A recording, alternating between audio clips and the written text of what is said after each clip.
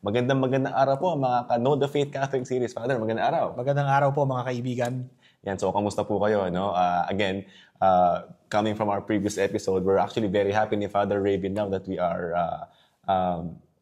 posting again, Father. Yes. Actually, nakita ko isang comment sa YouTube. Sabi niya, uy, may bago na naman episode. Excited sila, no? And actually, kami rin po excited to share na so many things about our faith. No? Father, right now, I think we are getting ready with beefing up and strengthen our spiritual lives. No? And right now, as we celebrate the feast of Our Lady of Mount Carmel, no? And nakalink po ito sa spiritual life. So, pag-aaralan natin yung isa sa mga, I think, well-known and well-loved na spirituality. Yes. Which is yung Carmelite spirituality. Now, don't get me wrong, marami pong spirituality na sobrang effective din. Depende sa ano natin. No? But like we have our Ignatian spirituality, the Augustinian, we just celebrated the Feast of Saint Benedict, di ba? And of course, Dominican, of course. Di ba? Kaya nakahabit ka ngayon. Yes. But yung Carmelite spirituality po, in honor of Our Lady of Mount Carmel, no, we will be shedding a little bit of light. And sana po after this conversation, at least meron tayong ma-adapt, no? Magamit natin yung methods ng mga Carmelites, right? So before anything else, Father, magdasal muna tayo for us and for our viewers. Let us be aware of God's abiding presence in our midst. In the name of the Father, and of the Son, and of the Holy Spirit. Amen. Amen. Father, may the prayers of the Blessed Virgin Mary protect us and help us to reach Christ, her Son, who lives and reigns with you and the Holy Spirit, God forever and ever. Amen. Hail Mary, full of grace, the Lord is with you. Blessed are you among women, and blessed is the fruit of your womb, Jesus. Holy Mary, Mother of God, pray for us sinners now and at the hour of our death. Amen. Our Lady of Mount Carmel, pray for us. In the name of the Father, and of the Son, and of the Holy Spirit. Amen. So, ayan po, no? Parang excited ako sa topic na to. Yeah. Kasi marami mga prominent saints that belong to the Carmelite order na tingin ko, ikaw din, even if you're Dominican, made a lot of impact in your spirituality. Yes. No? And talking about order, meron po tayong special message from the prior provincial of the Dominican province of the Philippines. The Very Reverend Father Filimon I. de la Cruz Jr. OP. Father Deng. Pakinggan po natin. Hello everyone, I'm Father Deng. I'm inviting you to watch Know the Faith Catholic series on Facebook and YouTube, hosted by Mr. Paulo Velasquez and Reverend Father Raven Garcia. Thank you and God bless. Salamat po, Father Deng. Thank you very much po, Father Deng. Opo, and sana po makatulong po ito sa, hindi lang sa mga Dominican, sa lahat itong ating programa. No? And by the way, we recently talked to one of the director ng ating Radio Maria, no, si Father Gerard. And we're very much excited po kasi po we were given the honor to and the chance, no, Father, na ma-air po yung ating mga episodes sa Radio Maria every first and third Sundays between 8 and 9 p.m. Yes. Yan, no? So, meron po silang website at meron silang app free for download. I-include po natin yung mga links na yan sa ating description at saka sa comment section.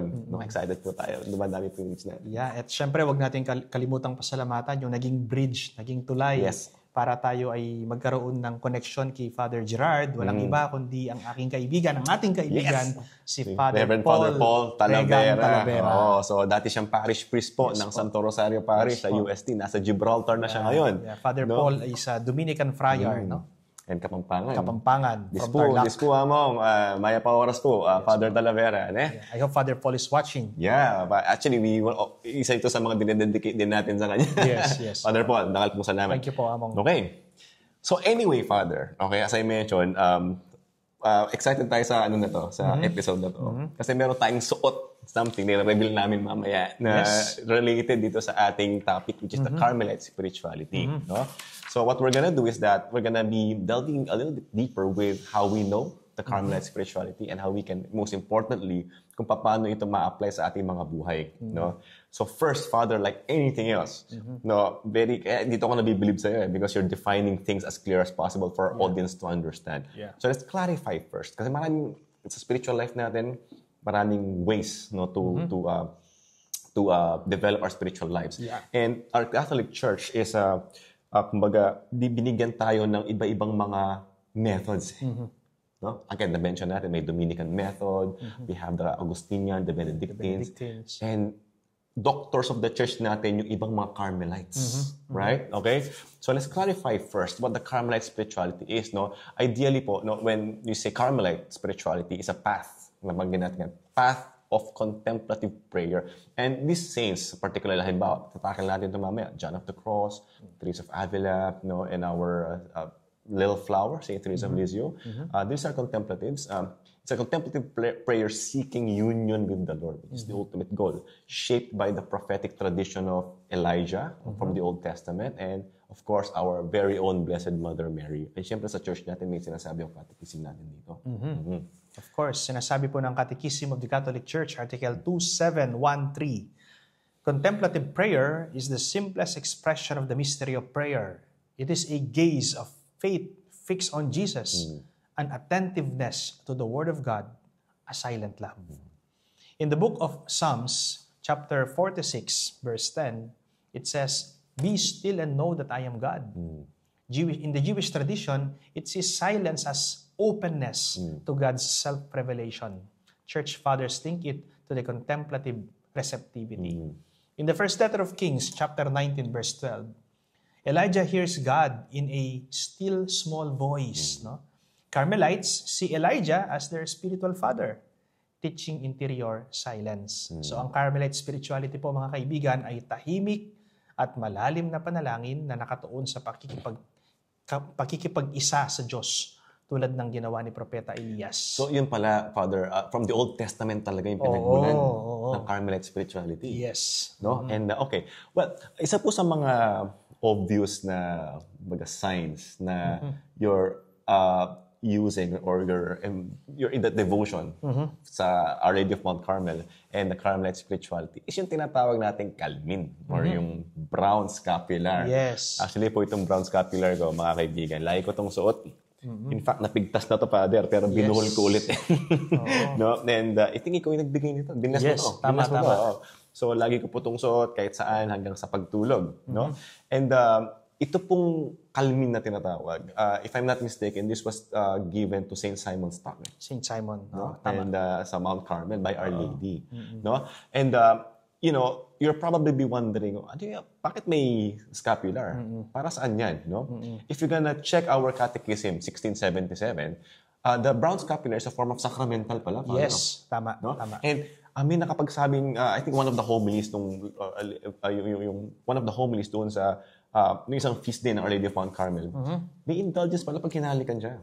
And yung sign of the cross, no? And something that will, again, deepen our devotion, no? Sacramentals po, just to give you a review, no? These are signs, the sacred signs which bear resemblance to the sacraments. So, pinamagnify, no? Yung grasya ng Panginoon. And they signify effects, no? Particularly of a spiritual nature. Okay? And Father, dadagdag ko rin dito yung sinabi ni Father Winston Cabading, sana nanonood din siya kasi in-explain po niya na yung brown scapular, hindi to parang anting-anting. Tama. No, meron pong certain dispositions yung kaluluwa to maximize the grace, no? They're there, no, and help us to obtain through the intercession of the church yung grasyang kailangan natin. So the brown scapular is a sign of protection by the Blessed Mother. Yes. Kumbaga parang may anak ka na binihisan mo. Ito yung bihis niya sa atin. No? And a commitment to live as her children. In the Gospel of St. Luke, chapter 1, verse 38, no, behold, sabi nga ni Mama Mary, I am the handmaid of the Lord. No? So in Mary's eyes is the model of obedience. Scapular, when we wear our brown scapular together with the rosary, they're inseparable. No?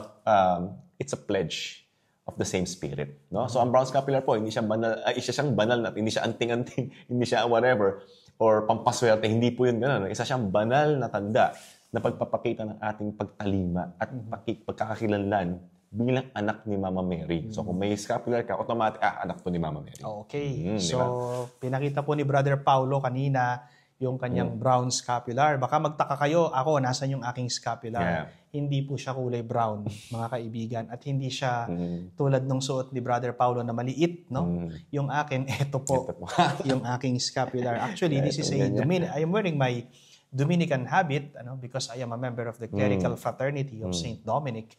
No? I belong to the Dominican family. At tamang-tama, yung ating nagbigay ng mensahe kanina, si Father Philemon I. de la Cruz Jr. OP, or Father Deng, ang aming prior provincial, no? ng Dominican province of the Philippines. So, ito po, no, yung suot kong scapular dito sa aking Dominican habit ay katumbas po, no, nung brown scapular na suot ni Brother Paulo. At katulad po ng sinabi niya, ito po ay sacramental. Alam po ninyo, sa aming mga Dominicans, ang binibless po sa aming abito ay itong escapularyo. Kasi ito po ay nire-represent nito si Mama Mary. Kaya kapag kami ay nakasuot ng Dominican habit at kami ay umuupo sa upuan, hindi namin inuupuan yung nasa likod, tinutupi namin.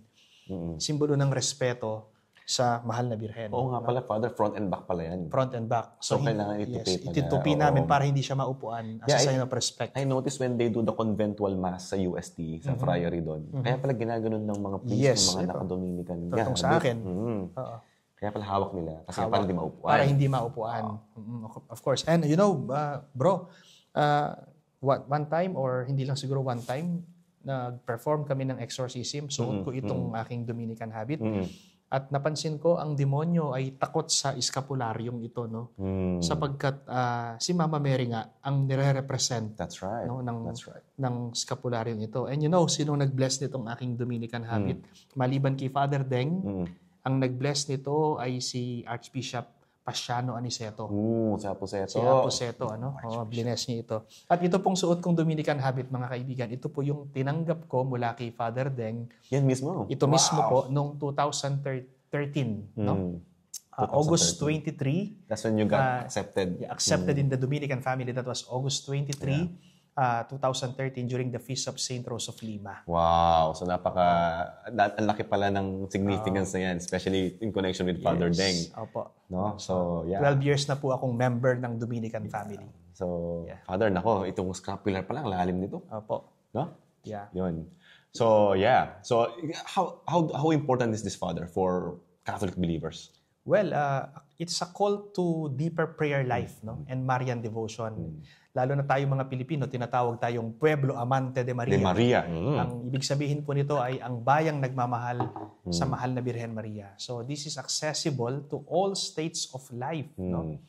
And in the Catechism of the Catholic Church, Article 2691, pilgrimages evoke our earthly journey toward heaven and are traditionally very special occasions for renewal and prayer. Wearing a scapular, ang suot namin ni Brother Paulo, is a mini pilgrimage in daily life. So yung simpleng pagsuot mo ng brown scapular, ng aking Dominican scapular, it's a mini pilgrimage in our daily life. No? Mahalaga ito para po sa ating mga Katoliko, mga kaibigan, dahil tinatawag tayong lahat na magdasal ng mas malalim at sumunod sa mahal na Birhen Maria bilang ating gabay. Yan. Alam niyo po, mga kaibigan, marami pong kwento ng milagro ng ating Calvin, no? Yung ating Our Lady of Mount Carmel's brown scapular. Of course, yung natatake na marami pong resources dyan, no? But the thing is that whenever I see the brown scapular, may image po yun, no? Napapadasal na tayo eh.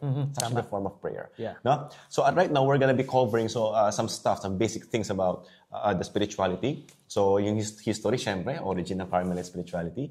And syempre, yung ibang mga santo na involved sa order na naging doctors of the church. And na connected din po dito since the orders into contemplation, contemplative prayer, silence and union with the Lord, yung core themes niya. And syempre, again, a little bit with the brown scapulars, our Marian Sacramental. No? So sa episode po na ito, pag-usapan natin yung pinagmulan ng mga santo ng Carmelites, kalagahan ng panalangin. Kasi yung sa spiritual life, Father, tinakil natin yung prayer life eh. Oo. No? Sobrang malaking tulong po itong discussion. And syempre, yung benefits of the brown scapular and ano ba talaga siya. No? Okay. So, let's talk about first the roots. Kasi meron akong mga binasa with regards to Our Lady, yung Mount Carmel mismo, then yung si Mama Mary, Elijah, and then St. Simon Stock. So, there may historical roots po yan. And I think ito yung order nila sa mga pinakamatatandang order din. Old Testament, no? Okay, so let's talk about first the historical roots, the origins on Mount Carmel. What does it say in your faith? Okay, early Christian hermits live in imitation of the prophet Elijah on Mount Carmel in the Holy Land around 12th century, no? Sabi nga po ng Catechism of the Catholic Church, Article 2684, in the communion of saints, there is a great variety of spiritualities. Yeah. The different schools of Christian spirituality share in the living tradition of prayer. 1 Kings chapter 18 and chapter 19, Elijah's fidelity to God on Mount Carmel. No? Carmelites see themselves as heirs of Elijah's prophetic zeal and prayer. Kaya nga makikita mo, ang mga Carmelites, no? Nandun yung imahe ni Prophet Elijah. Kung titignan mo, anong connection niya? Siya yung tinatawag nilang spiritual father. No? Okay? So, nagsimula po yung Carmelites sa bundok ng Carmel, kung saan ginaya nila ang buhay ni Propeta Elias na masigasig sa panalangin. Ngayon, meron pong mga early hermits at yung tinatawag nating Rule of Saint Albert. Albert. Oo. Ano ba tong Rule of Saint Albert po na ito? Noong 1206 to 1214, it is a kind of structured life, no? Around prayer, silence, and community. Makikita po natin sa Code of Canon Law, no? CIC. Yes, Canon Law, 1983, no? Canon 576, sabi po dito, no? The Church recognizes the evangelical counsels as a gift of God. Ba? Mahalaga pala to, regalo ng Diyos, no? And in the Acts of the Apostles, chapter 2, verse 42, they devoted themselves to the apostles' teaching and fellowship, to the breaking of the bread and the prayers. So, early hermits, yung mga ermitanyo po, no? Show themselves continuing apostolic communal prayer, no? So, tinatag po ang rule of Saint Albert para magbigay ng gabay sa buhay ng panalangin at tahimik na pamumuhay sa komunidad. Father, napakabigat pala ng pinagbulan nito. Oo. Kasi ang pumapasok sa akin ngayon is that if they're literally, yung pattern nila is with how the Holy Elijah, the Prophet Elijah lived in Mount Carmel. For some of you, i-remind ko lang po, si Prophet Elijah po yung nag-appear sa Transfiguration. So sa madaling sabi, nakausap niya ang ating Panginoon in His glorified form. No? And to pattern, siya yung may chariot din, Father, no, sa Bible, na yung fiery chariot na dinala siya somewhere, right? Tama. I'm not sure if sa langit or para tinig siya ng chariot, no? So siya yung last prophet, I think, no, before the Messiah. So ngayon, kanina nabanggit po natin, no? Pag nakakita kayo ng brown, no, na habit, most likely Carmelite. Okay? Pwede ba nating pakita rito sa ating sa mga viewers natin, ito i-flash natin yung picture ng isang Carmelite priest or Carmelite friar. Yan, so ito po yung itsura niya, ito po yung kanyang suot. At magpakita na rin tayo ng isang Carmelite nun, Ayan, ito po sila. Yan, so marami pong mga Carmelite nuns and saints tayo. Opo. No, yan po yung pag nakita niyo po yung ganyang kasuotan, alam na natin Carmelite po yan, no? Okay. So, meron din mga Franciscans, Father, na kulay brown din ang suot. Yes, pero distinct yung iba yun. Carmelite. Ibang order yun. Ibang order. Ibang Franciscan congregation yun. So, alam po natin yung kanilang distinction. Para hindi po kayo malito, mga kaibigan, yung mga Carmelites, medyo kahawig po naming mga Dominicans yung kanilang abito. Meron din silang scapular na ganito. Yun nga lang, lahat ng kanilang abito ay kulay brown. Yung mga Franciscans po, may capuch sila, pero wala silang scapular. Opo. So, ngayon po, meron po tayong 3 notable saints na Carmelites. And they're actually doctors of the church. Yes. Yung latest, batang-bata lang. So, we have 3 doctors of the church that are Carmelites. No? First of all, we have Saint Teresa of Avila. No? So, Santa Teresa of Avila po. So, she's a reformer and doctor of the church. She taught mental prayer as intimate friendship with Christ. A perfect description. Siya po yung author ng the Interior Castle or Mansions. No? Ito po yung journey of the soul from where yung sinful hanggang makarating ka sa rurok ng pagdarasal. Yung tinatawag na transforming union. Ganda nung book na yun, Father. Malalim, no? And according to our Catechism 2709, so ano ba yung contemplative prayer if not a silent love exchange? So in our spiritual life discussion previously, nabagit natin yung Lectio Divina, no? Meditatio, spiritual reading, and then we come to contemplation. This is just loving gaze and union with the Lord. No? So ito po yung ending. And ito yung malaking naitutulong sa atin ng Carmelite spirituality. Thanks to Saint Teresa of Avila. Right?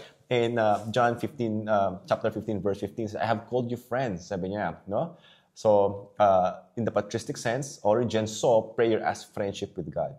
And si Santa Teresa po, nagturo ng malalim at personal na pagkaibigan kay Jesus through prayer. Yun. So, meron pang isa, Father. Okay, si Saint John of the Cross, no? He is a mystic po, no? Meron siyang mystical theology. Ang title po ay Dark Night of the Soul. It's a purification toward union with God. And we can find in the Catechism of the Catholic Church, Article 2015, sabi dito, the way of perfection passes by way of the cross. There is no holiness without renunciation and spiritual battle. And in the Gospel of Matthew, chapter 16, verse 24, sabi rito, take up your cross and follow me. No? So, tignan po natin yung patristic exegesis nito. Anong ibig sabihin nito? Spiritual progress requires purgation and union. Ganun So pala yung deny yourself, take up your cross and follow me. Yes. At yung ginawa ni San Juan de la Cruz, no? Tinuturo po ni San Juan de la Cruz ang kahalagahan ng pagdurusa at paglilinis ng puso para sa pakikipagkaisa o pakikipag-isa sa Diyos. Maganda po yung mga libro ni St. John of the Cross, particularly The Dark Night of the Soul. And malaking tulong po yun kung halimbawa you are struggling with your prayer life, experiencing some dryness. No? And syempre, Ascent to Mount Carmel book. Ascent to Mount Carmel. Very, very good book. Please get these books. I think you can even read them online. No? And we have our, isa sa mga tingin natin prominent and well-loved Carmelite. I think yung latest doctor of the church, walang iba, kundi si Saint Teresa of Lisieux, which is also named after Saint Teresa of Avila. Malapit to sa puso ko, Father, kasi meron kang relic din dun eh. The Saint Teresa of the Little Flower, di ba? Yeah, Lisieux is the child Jesus. Yes, the child Jesus. Siya po yung, Teresa of Avila is different. Apo, yung centuries po, magkahiwalay sila. Yes, no? yes, apo. Iba si Santa Teresa at saka sa Santa Teresita. Yes, Yun, tama. Okay?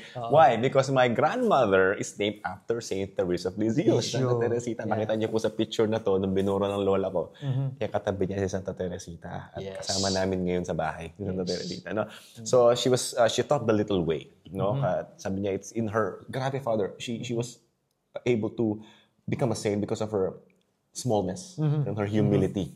Spiritual childhood ang tawag. No? Trust and humility. In our Catechism 2785, by grace, sabi niya, we are purified to become like the child who humbly and confidently turns to the Father. And Saint Therese never failed to remind us, it's in the small things. It's in being a child. No? In Matthew chapter 18 says, unless you turn and become like children. Diba? And in the patristic exegesis, St. Augustine on humility, sabi niya, is the foundation of our spiritual life. Yung kababaang loob. Baseness. No? So, ang little way po ni Santa Teresita ay pagtitiwala at pagpapakumbaba bilang mga anak ng Diyos. So, tama nga naman, nakakapagod yung magbida-bida ko eh. Pumasa ka na lang sa tatay natin na they will never fail us. Okay?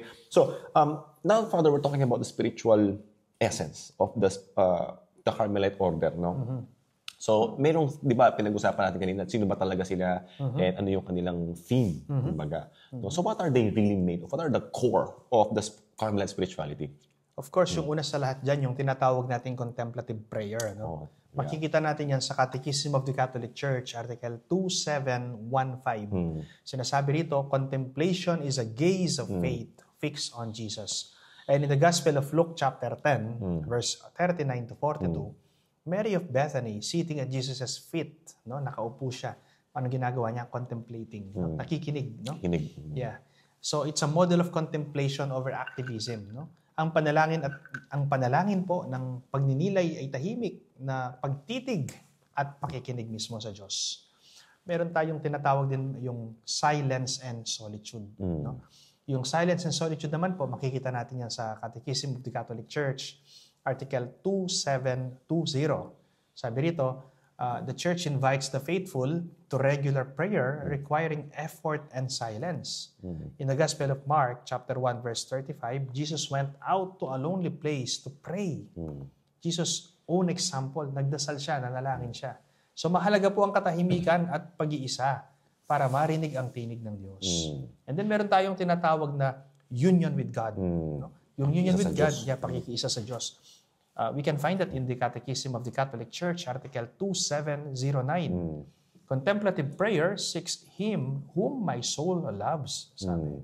And from the Song of Songs, chapter 3, verse 1 to 4, mystical union as bridal imagery. So, yung church father na si Origen, he interprets this as soul's union with Christ. Sabi po ni Origen, no? So, ang layunin po ng Carmelite prayer, mga kaibigan, ay ang tunay na pakikipag-isa sa Diyos na puno ng pagmamahal.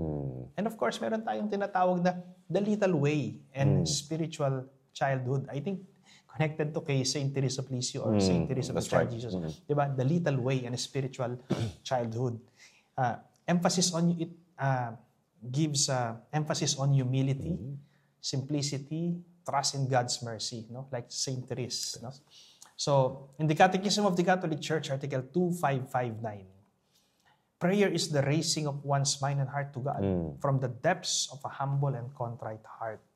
And in the book of Psalms, chapter 131, verse 2, sinasabi rito, I have calmed and quieted my soul like a weaned child with its mother.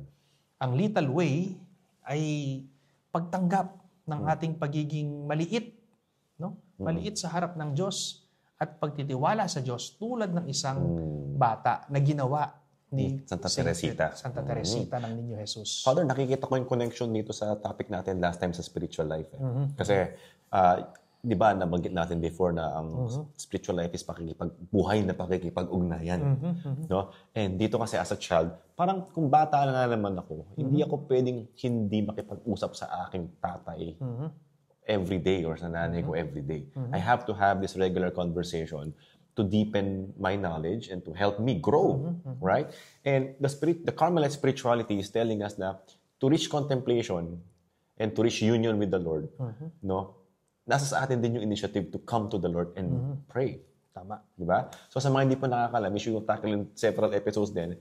Alam niyo po yung prayer na diniscuss din natin sa spiritual life. Iba-ibang levels po yan. No? At lahat tayo tinatawag lahat tayo are called, tinatawag tayo na makarating sa tinatawag na transforming union. Tama, Father? Ito yung nasa book din ni Saint Teresa of Avila. No? Anyway, we'll tackle that. But the thing is that we have to move forward. And thanks to the Carmelite spirituality, sobrang laki po ng tulong niya sa growth natin. And marami na misunderstood issues dito sa ating talakayan, no? Lalo na ngayon yung, for example, yung devotion kay Mama Mary. Whenever we simple Hail Mary, for example. Kasi the core also, that's why we reach contemplation, is that the Blessed Mother of Our Lady of Carmel is helping us to get there. Siya yung kumbaga patron saint din patron ng ating Carmelite order, no? And when we say the Hail Mary, sabi, vain repetition yan, idolatry yan, yung Marian devotion na yan, you're deifying Mary, parang ganun But if you notice in our Catechism 971, sabi niya, all generations, even in the Bible, will call me blessed. No? Luke chapter 1 yan, verse 48. And in verse 28, Hail, full of grace. Okay, sabi nga ng early church fathers, Mary was the new Eve, obedient to the Lord. So, hindi po idolatry yung devotion natin kay Mama Mary. Kundi, pagkala po ito sa kanyang special na papel bilang ina ng Diyos at ina nating lahat. This under the title Our Lady of Mount Carmel, ina ng Carmelite spirituality. Yan. At karagdagan po doon sa sinabi ni Brother Paulo, hindi idolatry ang debosyon sa Mahal na Birhen Maria. Ito ay tinatawag po nating hyperdulia. Kapag sinabi nating hyperdulia, this is not latria. Kasi when you say latria is a worship or adoration intended and exclusive only for God. That's right. So when we celebrate the Holy Mass, that is latria. Sinasamba natin ng Diyos. When we pray the Rosary, when we pray the Novena to the Mother of Perpetual Help, when we do Marian processions, that is not latria. That is hyperdulia. It's a devotion, isang klase ng pagpaparangal sa Mahal na Birhen sa isang mataas na paraan. Praying to the saints like Saint Dominic, Saint Thomas Aquinas, Saint Anthony of Padua. That is not hyperdulia, that is proskinesis. Proskinesis is giving honor to our fellow creatures. Actually, when we sing the Lupang Hinirang, every Monday during flag ceremony, we are not worshiping the Philippine flag. We are honoring it. We give reverence, respect to the Philippine flag because it symbolizes our identity as Filipinos. It even requires certain gestures. Yes, tama. So when we pray to the saints, we ask them to intercede for us. My dear friends, that is not worship. That is veneration. That is giving honor to our fellow creatures. Yan din yung, Father, yung misconception na pag lumuhod ka na, worship ka na. Sometimes, we didn't realize that worship requires sacrifice. Tama. And the only sacrifice we give is the Holy Eucharist, yung highest. And of course, ourselves. But the thing, we don't worship ourselves. But the true worship is may altar ka dyan, you're killing someone or something, right? And then offer that sacrifice and that Holocaust. And we only worship Jesus Christ and the Lord. Tama. Difference, Yes.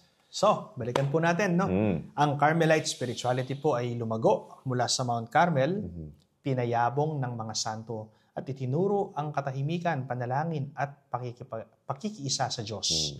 Ang brown scapular ay tanda ng ating pagtanggap sa pag-iingat at pagkalinga ng mahal na Birhen Maria at pagsunod sa kanyang halimbawa ng pananampalataya at kababaang loob. Wow. Very, very profound. Yes. Very profound, no? So ngayon, Father, ito, na kanina pinakita natin yung kalmin ko no? And actually, matagal na to. Yes. But the good news is that every feast of Our Lady, actually kahit hindi feast ni Our Lady ni Mama Mary, pwede kang magpa-bless at magpa-invest ng brown scapular, kahit sino pare, I think, no? And since we're celebrating the Feast of Our Lady of Mount Carmel, kung saan man kayo magsisimba, meron pong ginagawang pag-i-invest or may tawag doon pagpatong. Basta, bibigyan ka ng vestation, I think. Imposition, I think. Oo, yun. Ng brown scapular. No? And then, suotin mo na. You're already, clothed under the protection of the Blessed Mother. So again, pag-usapan natin to yung origins niya. Saan ba to galing? No, tradition says, lumabas po sa talakayan kanina, yung pangalan na Simon Stock, no? Si Saint Simon Stock, at yung ano bang nangyari between him and Mother Mary. So according to tradition of the Carmelites, back in 1251, no, nagpakita po sa kanya ang mahal na ina. So si Saint Simon Stock, taga-England, binigay sa kanya yung scapular with the promise na sabi, whoever dies with the scapular clothed in this shall never suffer eternal fire. Now, may mga private revelations that are approved actually by the Vatican. Meron din tinatawag ng Sabbatin privilege. Natanggap to. No? This is actually may nihil obstat and imprimatur to.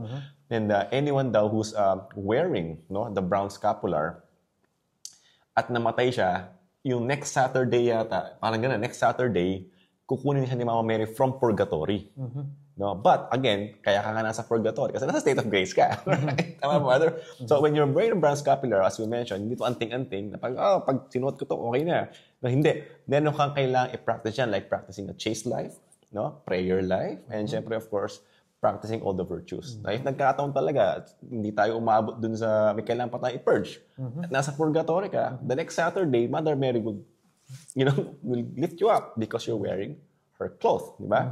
So while private revelation, okay, this tradition is approved as a devotion. No, private revelation siya, but it's approved as I mentioned. So it's okay. Wala siyang hadlang sa turo ng simbahan.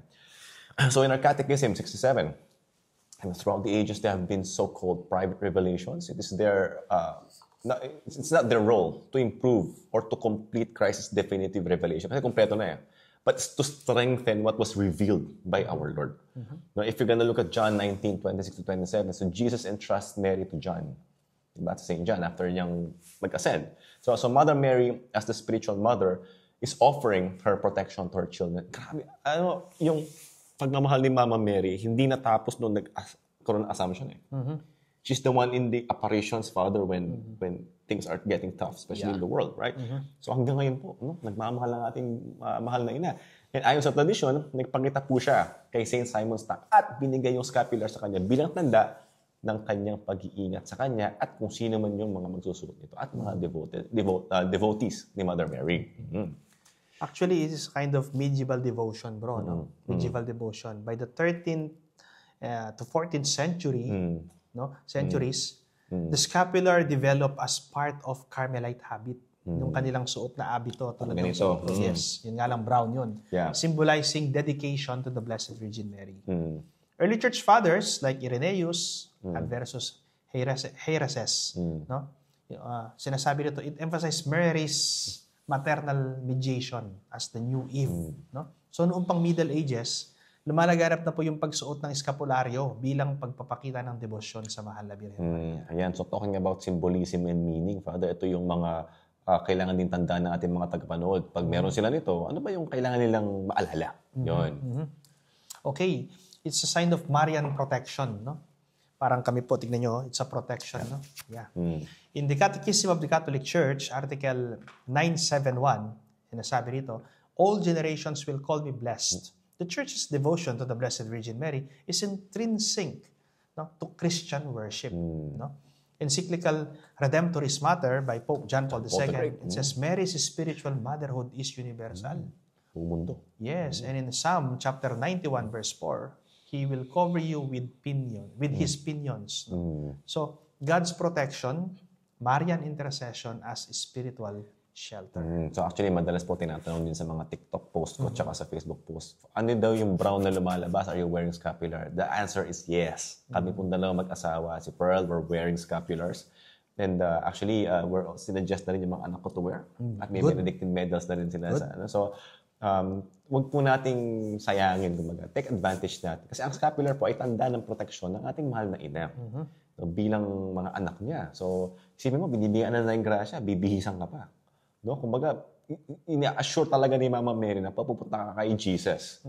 No? So, yan. Sabi nga dito, garment of Carmelite spirituality. Explain natin to, Father, sa ating catechism. Maganda to. Okay. Sinasabi po ng Catechism of the Catholic Church, Article 1673 to 1677, sacramentals prepare us to receive grace, dispose us to cooperate with it. Scapular symbolizes belonging to the Carmelite family and living Marian values of humility and prayer. And in the letter of Paul to the Galatians, chapter 3, verse 27, for all of you who were baptized into Christ have clothed yourselves with Christ, symbolizing clothing, no? Symbolic clothing. Ano ba yung pinapakita nito? New life in Christ. Yan. So kaya nga, di ba po, pinag-usapan natin sa spiritual life, no? The human person is the marriage of spiritual and material.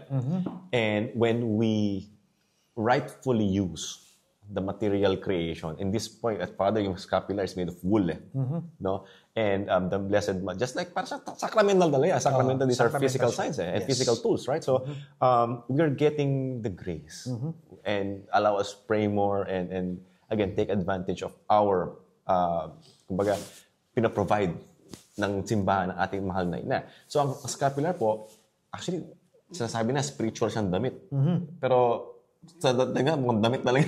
Oo nga eh. No, and it's made of wool, right? Spiritual siya na damit na nagpapakita ng pagsunod natin at again, prayer, pagninilay. No?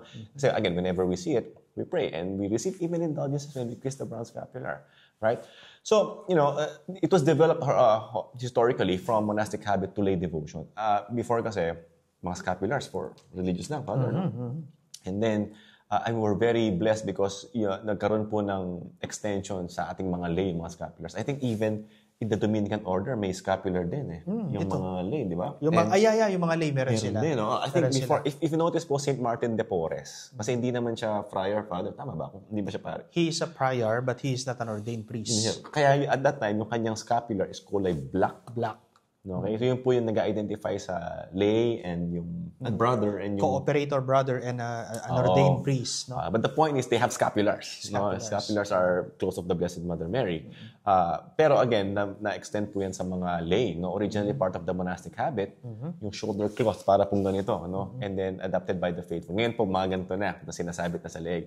So in the Vatican II document, Sacrosanctum Concilium 61, no? Sacramentals derived from the baptismal priesthood. No? Every baptized person is called to be a blessing. No? And nagsimula ito bilang bahagi ng damit ng mga monghe, sa madaling sabi. Pero, naibahagi na po yan sa lahat ng mga mananampalataya. Why not? Di ba? Yun. Right? At syempre, meron po itong papal endorsements. Yan, the best. Many popes encourage the scapular devotion, like Pope Pius XII, called it Marian habit. No? Papal bulls and indulgences granted, confirming its spiritual value without superstition. Again, mga kaibigan, hindi po tayo naniniwala sa pamahiin. Tayong mga Katoliko, bawal sa atin yun. No? So, hindi po superstition yung pagsuot natin ng scapularyo. No? Devotion yan. So, the scapular is not a magic charm. I would like to clarify. No? Ulitin ko po, the scapular is not a magic charm. Its promise requires faith and Christian life. Yun yung Christian life na sinasabi ni Father Winston. Yes. May kailangan kang virtue na sundin. Right. So maraming mga Santo Papa po ang nagbigay ng basbas sa scapular bilang banal na tanda ng debosyon. Hindi pampaswerte, hindi lucky charm, hindi agimat, hindi talisman, right. kundi isang sacramental. So, there are some clarifications, no, of misunderstood issue, no? Sinasabi, no salvation outside the scapular. meron akong narinig na no salvation daw outside the scapular. let me clarify, my dear friends. No? Actually, the church herself clarifies the scapular is a sign of a living Marian discipleship, not an automatic guarantee. That's right. Perfect. Okay? That's why in the Catechism of the Catholic Church, Article 1257, it says, God has bound salvation to the sacrament of baptism, but He Himself is not bound by His sacraments. Yeah, because He's above the law. Yes, tama. Hindi po ito garantiya ng kaligtasan kung wala namang pananampalataya at pagsunod sa Diyos. Halimbawa, may suot ka ang brown scapular pero may bisyo ka naman. Nagkakasala ka naman. Nade-desecrate pa yung brown scapular.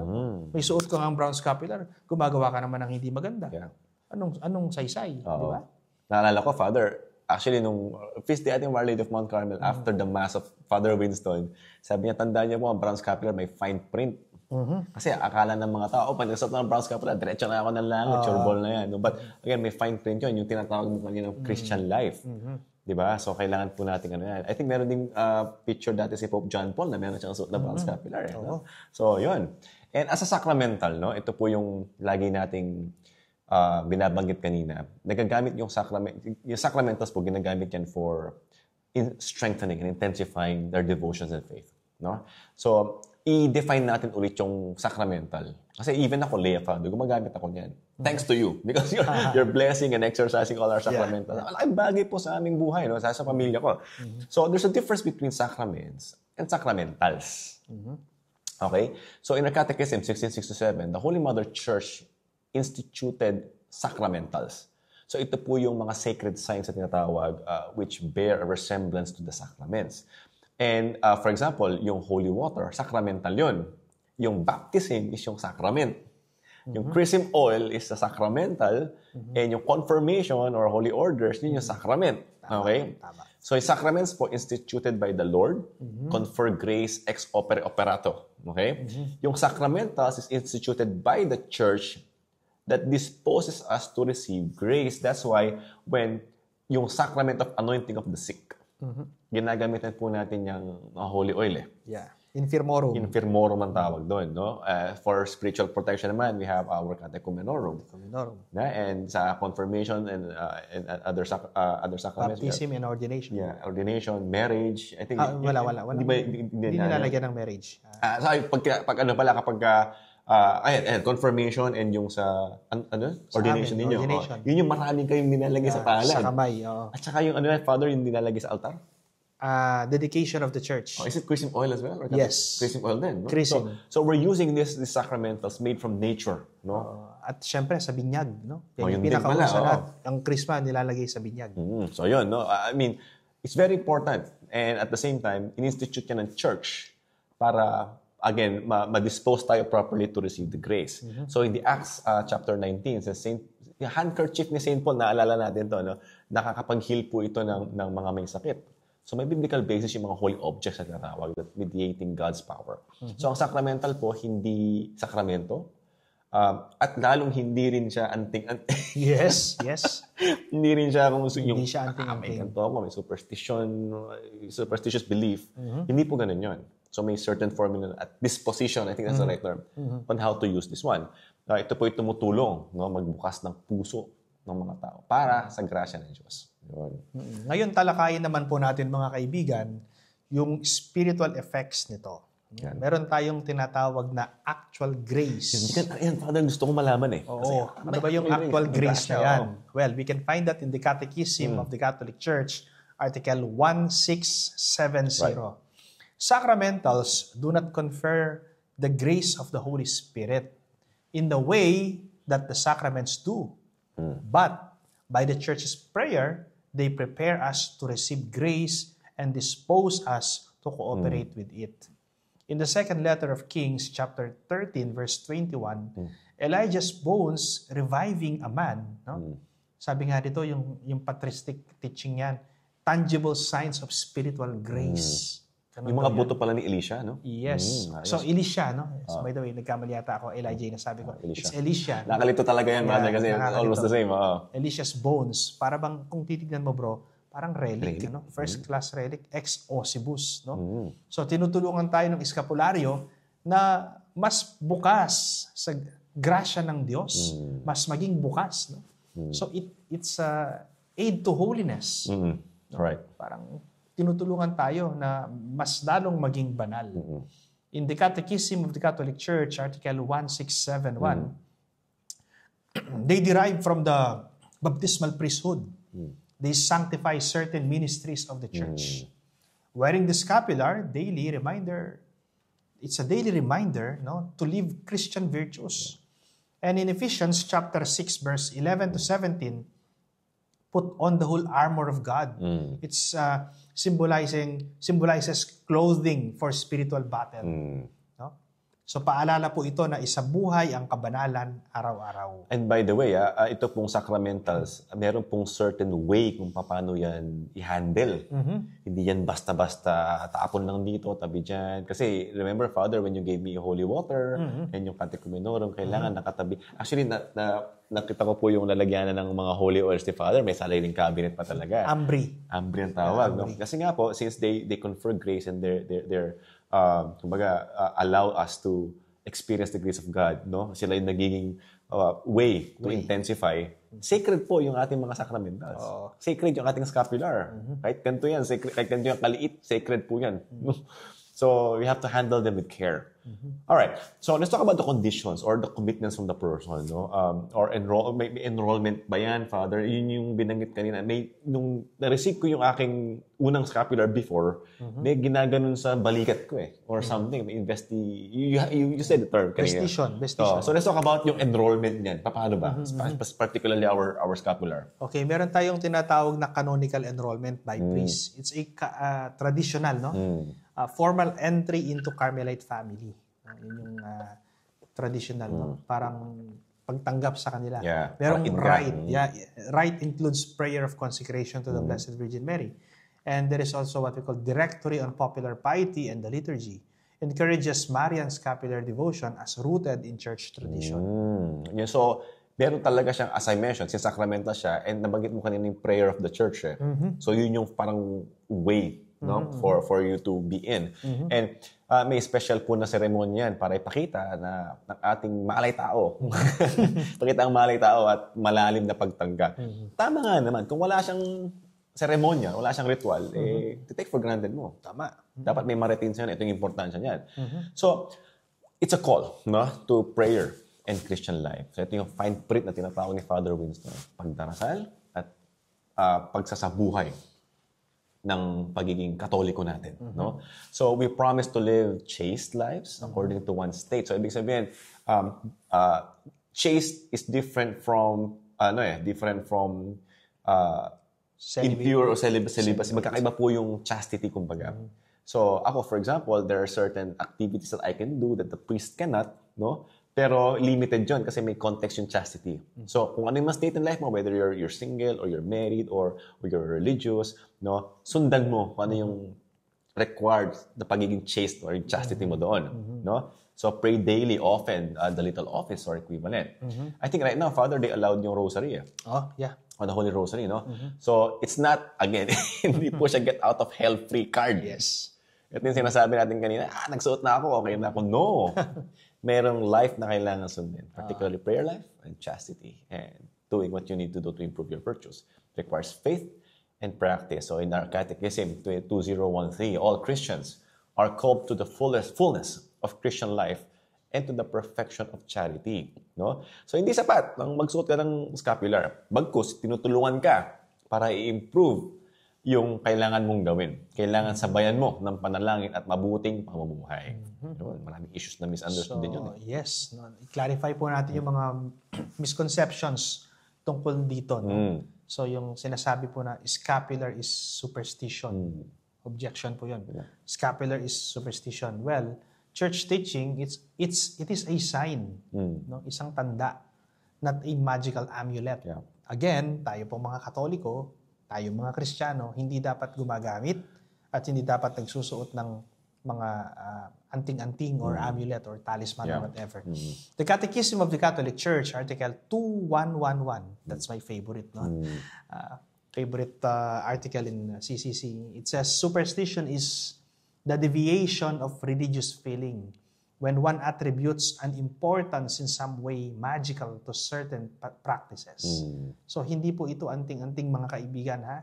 Hindi pampaswerte, kundi isang paalaala, isang sacramental, isang paalaala ng ating relasyon sa Panginoon at sa mahal na Birhen. Yan. So, tatandaan po natin, no? Ang brown scapular ay may makasaysayang ugat at spiritual na kahulugan, no? Bilang tanda ng care, protection ng ating mahal na ina at pagsasabuhay po ng spiritualidad ng mga Carmelites. So ito po ay sacramental na tumutulong magbukas sa puso natin sa grasya ng Panginoon.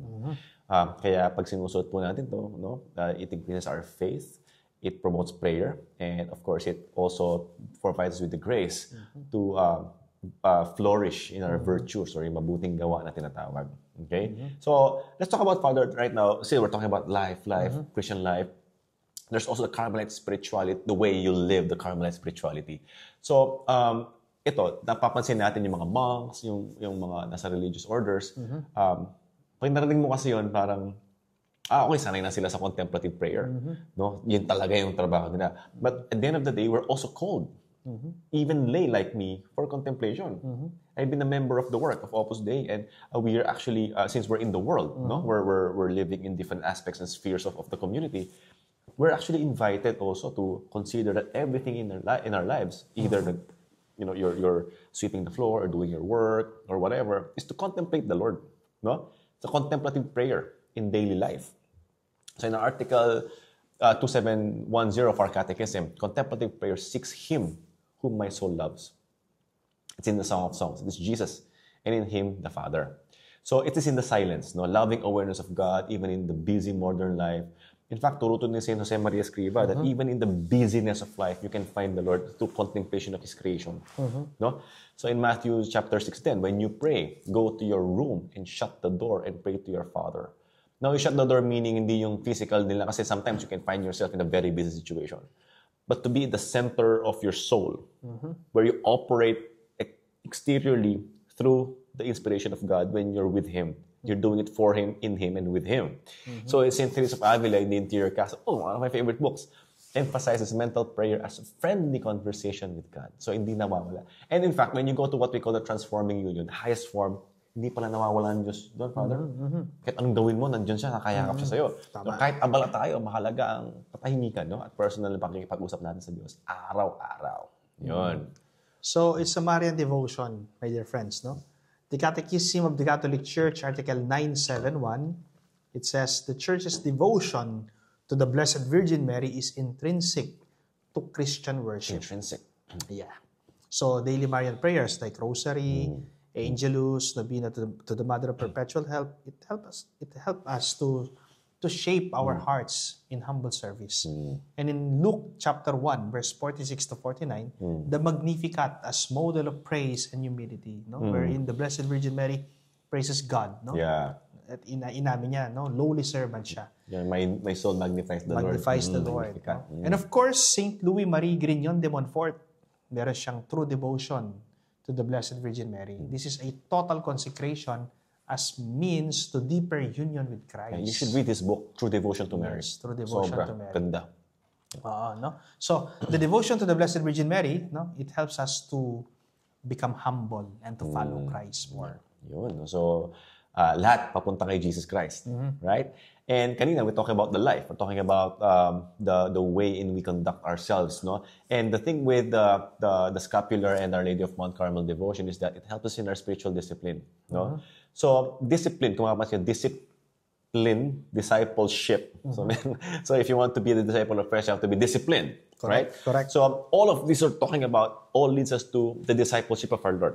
In our Catechism 1670, it says sacramentals, they prepare us now to receive the grace and dispose us to cooperate with it. Ibig sabihin, kailangan mong gumalaw, kailangan mong magdisiplina, at sometimes alam natin mahirap. Pero thanks to the graces, also through our sacramentals, nagagawa natin siya. So when we wear it daily, no, it reminds us that there's a tangible reminder to live as a disciple of the Lord. So kumbaga sa sundalo, Father, ito yung parang patch mo eh. Tama, no? tama. Sundalo ako. I'm a soldier of flesh. We're ready to fight. Pag nagising ako, go, let's fight. Right? In Colossians, no, chapter 3 says, clothe yourselves with compassion, kindness, humility. The brown scapular is a reminder that we are what we call the slaves of the Blessed Mother in a good way. Because we have to be humble. And St. John Paul II, in his letter to the Carmelites back in 2001, said the scapular is an effective sign to the covenant between Mary and the faithful. So ito yung mga privileges na meron tayo, Sabbatin privileges. We have to understand that the Blessed Mother will never ever fail in her promise. Okay? But syempre, kailangan ng cooperation natin yan. So paalala po, ang scapular, dapat araw-araw natin isabuhay. Hindi lang isuot, isabuhay. At ma-remind tayo, hey, alagad ako ni Jesus. I should fight. Kasi ikaw, Father, exorcist ka. Every day is a spiritual warfare. Yes, tama. Yun. So, it's a kind of entrustment of oneself to the Blessed Virgin Mary. No? Pagtitiwala ng sarili sa mahal na Birhen Maria. The Catechism of the Catholic Church, Article 2677, says, we can surrender all our cares to her, knowing that she will take them to her Son. So entrusting oneself to the Blessed Virgin Mary, or to the Blessed Virgin Mary's care, deepens trust in God's providence. In the Gospel of John, chapter 19, verse 26 to 27, Jesus gives Mary as the mother to John and to us. Saint Irenaeus says, Mary's obedience as the new Eve, and thus the knot of Eve's disobedience. Kaya nga meron tayong devotion, bro, no? Yung Mary the undoer of nuts. No? Yun pala yun. Yun ang ibig sabihin nun. So, ang pagsusuot po ng eskapularyo ay tanda ng ating pagtitiwala at pag-aalay ng sarili sa mahal na Birhen Maria. Yeah. And actually, we're very blessed because this devotion is extended to the lay. And may third order Franciscan, may third order Dominican. Yes. Diba? May sina Ate Jessa, Bernardo, Ate Michelle, if you're watching. Diba? Mga Dominican sila. And in the Carmelite spirituality, they also extended it to the lay. May community po yung lay and it's secular order. No?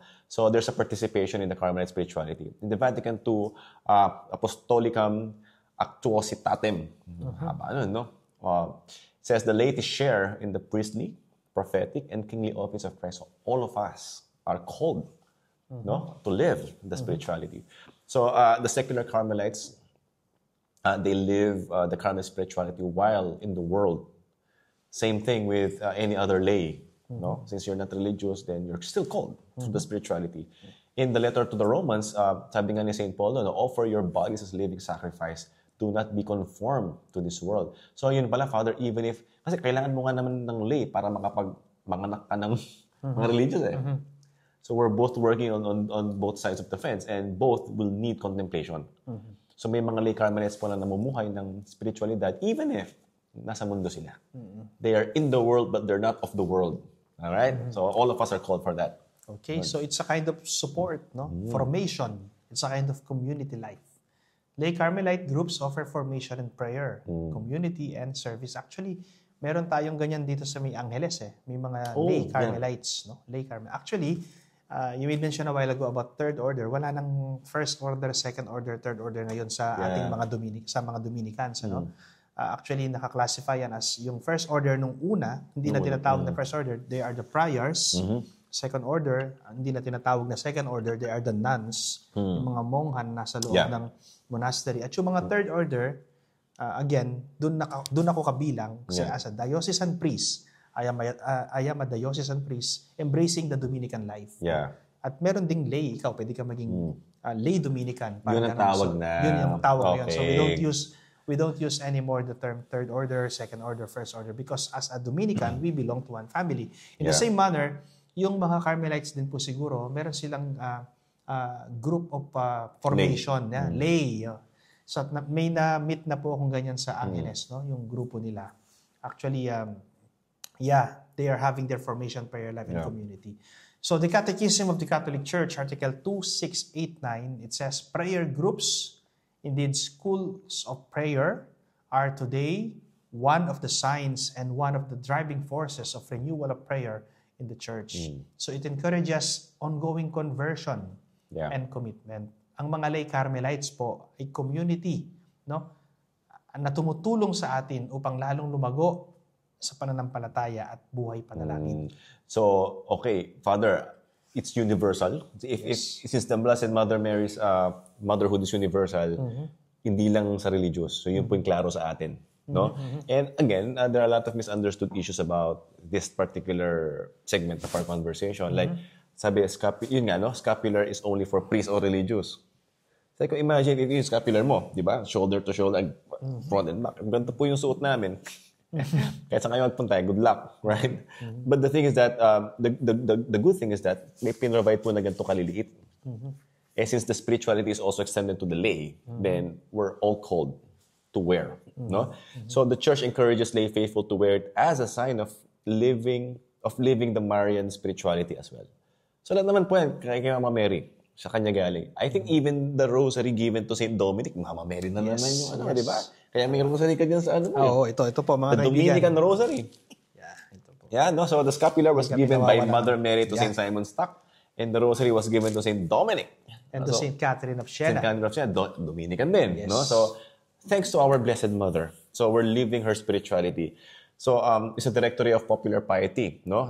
Sulat doon that lay people are invited to wear the scapular with devotion and commitment. Commitment meaning our lives. So, hindi lang po ito para sa pare o madre, ha? Bukas po ito sa lahat na nais mag-alay ng sarili kay Mama Mary. At kung nangailangan kayo ng tulong sa grasya, you really want to pick up the brown scapular and live the life. Okay, so ang Carmelite spirituality po at ang brown scapular ay mga paanyaya sa atin para lalong maging malalim ang ating relasyon sa Diyos at debosyon sa Mahal na Birhen Maria. Maging pari ka man, madre o laiko na namumuhay ng mas malalim na pananampalataya, tahimik na pananalangin at debosyon sa Mahal na Ina na umaakay sa atin patungo sa Panginoong Hesukristo. Nawayakapin po natin ito bilang bahagi ng ating pagdalakbay patungong kabanalan. Yun. So, sana po marami kayong nakuha. No? If we're gonna reflect on what we've talked about, so some of our key points that the Carmelite spirituality is a path to the union with the Lord. Thanks to the works of our doctors, so Saint Teresa and Saint John of the Cross.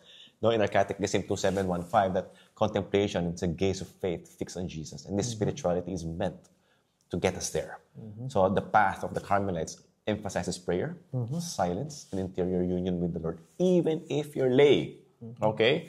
So sabi nga sa Psalms 46, di ba? Be still and know that I am God. In St. Gregory of Nyssa, in the life of Moses, sabi niya, ascend toward divine union through purification, illumination, and union. At yun, tama, tatlo yun, Father, doon sa mansions no? Yung purification, and then yung enlightenment, and then union with the Lord. So pinapakilala ng Diyos yung kung sino ba siya, natunay na siya during this time of undergoing the spirituality. So ang Carmelite spirituality po ay daan tungo sa malalim na ugnayan sa ating Panginoon sa pamamagitan ng katahimikan at masinsinang panalangin o yung deep prayer and through the grace of the dispenser, which is our Blessed Mother. Okay, so ang brown scapular po, it's a sign and aid, no? Isang tanda at isang tulong sa atin. Catechism of the Catholic Church, Article 1670, Sacramentals prepare us to receive the grace and dispose us to cooperate with it. It is an outward sign of Marian devotion and commitment to Christian life. In Luke chapter 1, verse 38, it says, Behold, I am the handmaid of the Lord, Mary as the model of obedience and faith. And of course, St. John Paul II's message to Carmelites in 2001, he says the scapular is a sign of filial abandonment to the protection of the Immaculate Virgin. Ang eskapularyo po ay tanda ng ating pagtitiwala at pagsunod kay Maria bilang ating ina at gabay sa kabanalan. Yeah, and it encourages, of course, to deepen our spiritual lives, no, to commit to our prayer. No, sometimes we don't know we don't have the energy to pray, or tinatamad ka magdasal. Look at your scapular, kiss the scapular, and ask and beg the Blessed Mother for the grace to go on and fulfill the commitment. No, prayer, kasi nga, di ba, the spiritual life, commitment yung prayer life. No, in our Catechism 2697 says, prayer is the life of the new heart. It ought to animate us at every moment. So in short, as long as you're moving, you can offer it as a prayer. Right? So when we wear the scapular, it invites us to daily prayer. So, and by the way, Father, yung prayer when we do our job and also the contemplative prayer being alone are two different things. They're both prayers, but they're both necessary. Yes. No? So you have to, kailangan mo talaga manahimik. Kailangan mo bigyan ng panahon ng Panginoon. No, it invites us to daily prayer, especially Marian prayers like the Holy Rosary. No, in the first letter of Paul to the Thessalonians, sabi niya, pray without ceasing. Binanggit natin ito sa spiritual life. No? So hinihikayat tayo ng scapular na maging tapat sa panalangin araw-araw. So it's a Marian trust. pagtitiwala sa mahal na Birhen Maria. The Catechism of the Catholic Church, Article 2677, it says, by asking Mary to pray for us, we acknowledge ourselves to be poor sinners, and we address ourselves to the Mother of Mercy, the All-Holy One. So, Mary's maternal intercession leads us closer to Christ.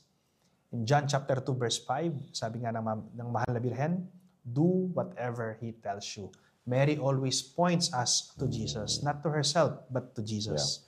Saint Irenaeus, in his Adversus Hereses, it says, Mary as the new Eve who, by obedience, undoes Eve's disobedience. Sa pamamagitan po ng pagtitiwala sa mahal na Birhen Maria, mas lalo tayong napapalapit sa ating Panginoong Hesukristo. So tatandaan po natin also that the wearing of the brown scapular, just simply wearing is not enough for salvation, okay? So reminder po ito, kung mabibigyan kayo ng kalmin, kailangan nyong i-commit din yung sarili natin to live a life of chastity and whatever you need to do in your state in life. It teaches us faith must be lived in our daily lives, no? So in our catechism 2010, moved by the Holy Spirit and by charity, we can merit for ourselves and for others the graces needed for our sanctification. And the scapular is a sign of commitment and not a substitute for conversion or charity. It helps you improve. Okay? Tama. So, hindi lang sapat ang isuot ito, no? Kailangan po, mga kaibigan, ay may tunay na pagbabago at lumalalim ang pagmamahal sa Diyos, ang debosyon sa mahal na Birhen Maria, at pagmamahal sa kapwa-tao. Ang eskapularyo, ang brown scapular at ang Carmelite spirituality ay mga paanyaya po para maging mas malalim ang ating buhay panalangin, ang ating pagtitiwala sa mahal na Birhen Maria, ang ating pakikiisa sa ating Panginoong Hesukristo. Naway magsilbi itong paalaala po na tayo ay tinatawag sa buhay kabanalan at masiglang pananampalataya araw-araw. Yun. Father, ang ganda ng topic natin. No? And sana po marami kayong natutunan. And again, we like to honor the Blessed Mother Mary for always caring for us. And sana po, no, makita-kita po tayo sa langit wearing the brown scapular of Our Lady of Mount Carmel. No, so maraming salamat po sa panonood at pakikinig sa ating Know the Faith Catholic series. My name is Paolo Velasquez. I am Father Raven Garcia. And you're watching Know the Faith Catholic series. Salamat po. God bless po.